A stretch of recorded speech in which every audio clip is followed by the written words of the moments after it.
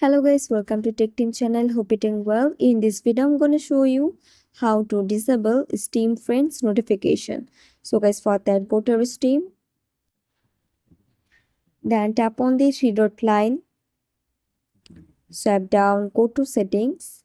Now go to push notifications, and guys, from here you can see all the notification. You have to just turn off all this notification one by one.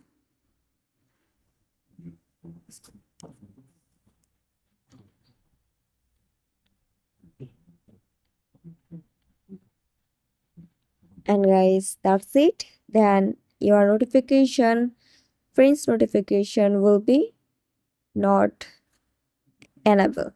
So guys, that's it. I hope this video was helpful to you. If it was, then please give a thumbs up and hit the subscribe button, and thanks for watching the video.